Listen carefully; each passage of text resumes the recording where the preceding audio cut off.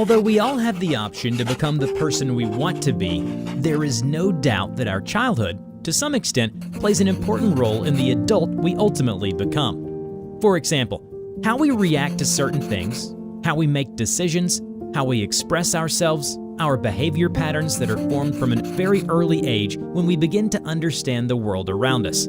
Renowned marriage and family therapist Dr. Milan and Kate Yurkovich discovered something fascinating. All human beings have a particular love style that originates from the upbringing we received as children. A love style encompasses all decisions, behaviors, and how we express ourselves with our romantic partners. Understanding what love style we each have is fundamental to knowing how it affects our romantic relationships. Do you want to know why you have never succeeded in love or why you always choose similar partners? Understanding the 5 existing love styles will be of great help to you. These are the 5 love styles of Dr. Milan and Dr. K. Yurkovich. 1. The pleaser. The pleaser comes from a home with parents who are overly protective or strict. As children, pleasers strive to be the best children and have the best behavior in order to avoid arousing their parents' anger.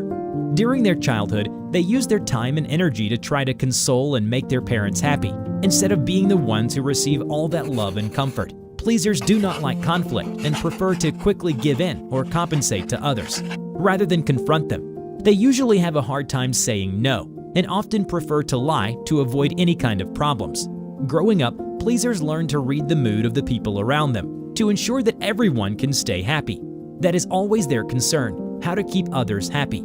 However, when pleasers feel stressed or believe they are constantly letting someone down, they emotionally collapse and flee from relationships.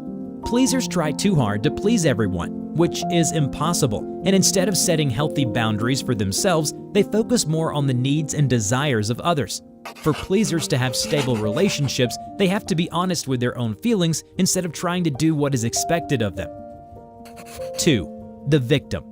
This type of person grows up in an unsafe or violent household. To survive, victims learn to be obedient so as not to attract too much attention and stay off the radar.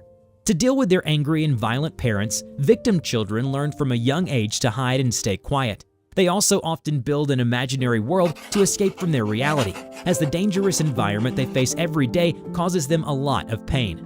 Victims have low self-esteem and usually struggle with anxiety and depression. They may even marry people with behaviors that are just as violent as their parents.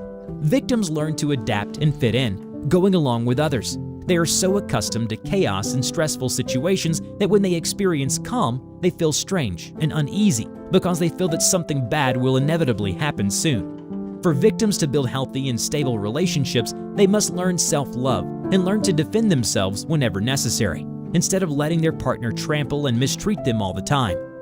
3. The controller. Controllers typically grow up in homes where there is not much protection, so they learn to be strong and take care of themselves. These individuals need to feel in control all the time to avoid feeling fragile and weak like they did when they were children. People with this love style believe they are in control when they can avoid experiencing negative feelings such as fear, humiliation, and helplessness. However, controllers do not associate anger or rage with weakness, so they use it as a weapon to maintain power. These individuals are often very rigid or closed-minded, although they can also surprise and be very sporadic by doing things that no one expected. Most of the time, they do not like to step out of their comfort zone because it makes them feel weak and unprotected. They prefer to solve problems on their own and get things their way, or else they become angry. For controllers to form stable and lasting relationships, they need to learn to let go of things, trust others, and moderate their anger. 4.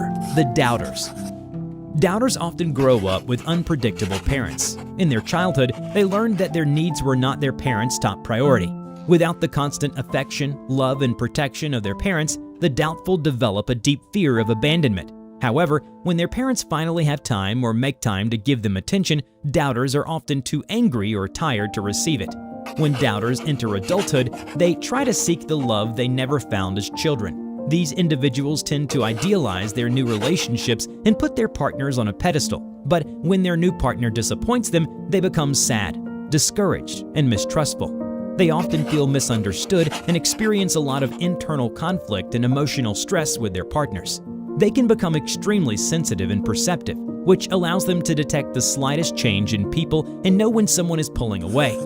For doubters to cultivate stable and healthy relationships, they need to learn to control themselves and get to know someone well before committing too quickly and ending up hurt by their own expectations.